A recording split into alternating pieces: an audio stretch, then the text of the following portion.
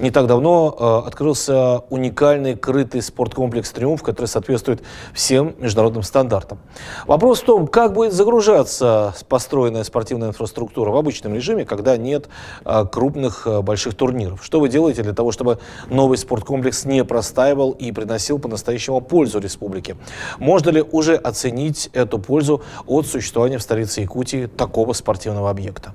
Вот я вчера встречался с многодетными матерями-героинями, и они в первую очередь поблагодарили руководство республики в том, что мы строим спортивные объекты, детей, и, втягиваем с улиц на спортивные объекты, что для них очень важно. Конечно, мы уделяем большое внимание развитию спорта, массового спорта, физической культуры. Мы являемся одним из таких субъектов, где есть достаточный объем спортивных объектов и в городах, и в селах. Хотя мы не обеспечили полностью все населенные пункты, но большинство уже имеет такие спортивные объекты. Это очень важно, потому что мы в последние годы очень много внимания уделяем борьбе с пьянством, ведем политику трезвого образа жизни, и, соответственно, спорт здесь одним из самых таких механизмов, важных и эффективных механизмов, чтобы эту политику вести. А что касается спортивных объектов, то «Триумф» это уже, я забыл, что такое объект, если уже 5 лет назад мы ввели этот объект, но каждый год что-то вводим. Вот просто приведу пример. Все это объекты загружены выше положено, так скажем. Потому что вот недавно приезжал в гости и посетил республику заместитель председателя Совета Федерации Андрей Анатольевич Турчак, руководитель партии «Единая Россия». И мы посетили сельский район, который называется Намский. И когда мы заехали в одно село и посетили спортивный зал. Конечно, он был приятно удивлен, потому что полно народу было. Шашками занимались, стрельбой из лука занимались гиревым спортом, легкой атлетикой, борьбой. И он был, честно говоря, в шоке. Это в простом селе.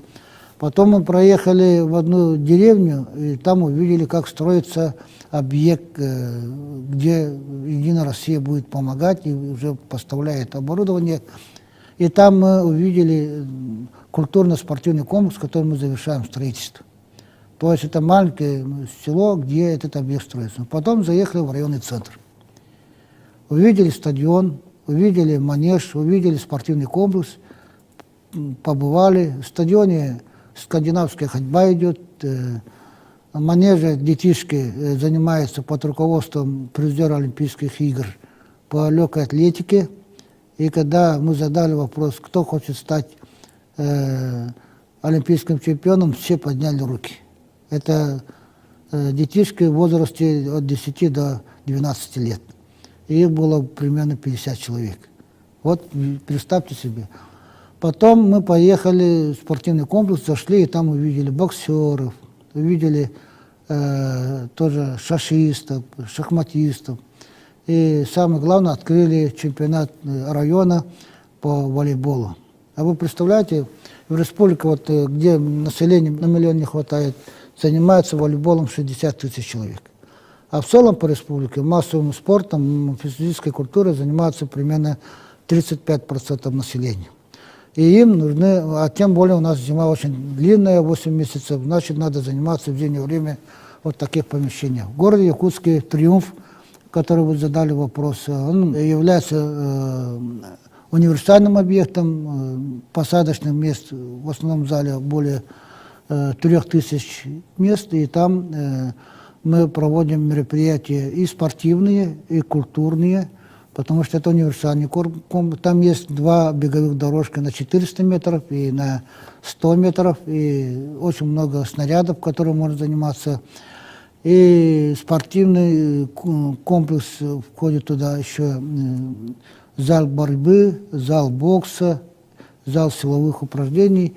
и гостиница, все это в комплексе. И самое главное, в 7 утра, если подойти туда, и до 9-10 вечера народ без перерыва полный.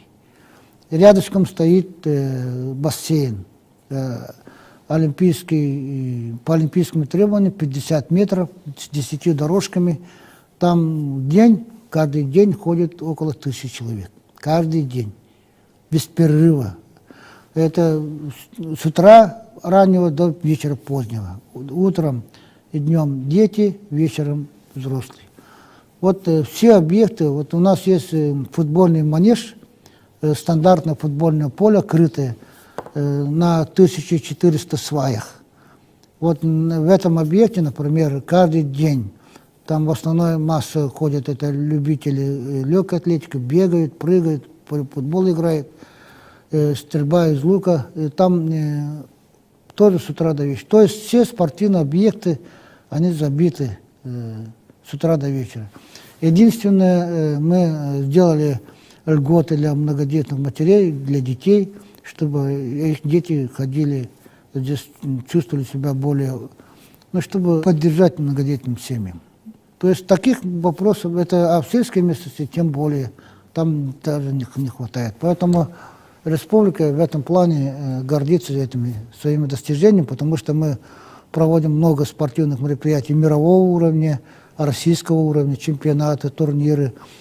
В республике любят спорт. Мы культивируем около 60 видов классического спорта, потом мы культивируем свои национальные виды спорта, очень крепко это народом поддерживается. И я думаю, мы дальше будем расширяться, развиваться.